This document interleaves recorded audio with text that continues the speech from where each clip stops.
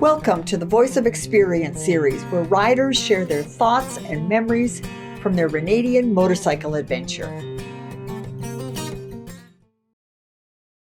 Kellee Irwin became hooked on Africa 3 years ago after completing a motorcycle tour in Morocco.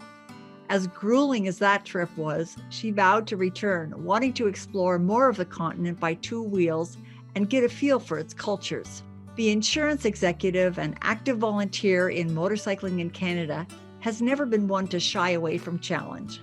I grew up in a motorcycle family and began riding as a youngster. Most of it was off-road and racing enduros between 16 to 19, and again when I should have known wiser at 30 to 38. The last few years I've enjoyed more dual sport riding, and in my garage today I have a KTM 150, a Husky 250 four-stroke, and a BMW F750 GS. So I get to ride all sorts of different types of riding in Canada today.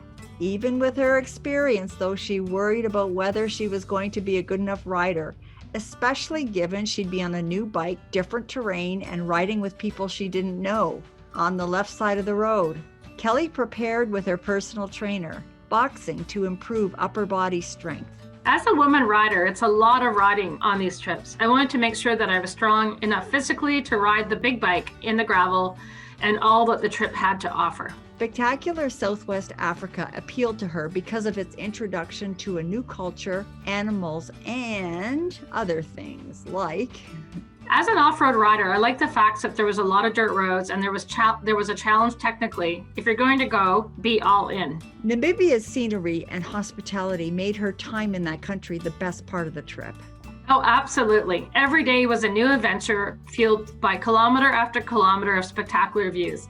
The lodges we stayed in were incredible, each one with its own personality. Hiking the Suslove Dunes was a highlight, as was watching the sunset at Fish River Canyon. The partial cloud cover enhanced rather than detracted from the experience, liberating spectacular colors across the sculpted chasm as the sun went down. We all celebrated with singing and jamming, expressing ourselves freely. I absolutely loved the experience because the whole group bonded. We made friends for life. Kellee points out that this was seeing Africa by motorcycle rather than a riding trip, and she'll be back. Like others who have been there, she fell in love with Namibia. After that trip, she was back in training, setting her sights on the next year's Mongolia trip.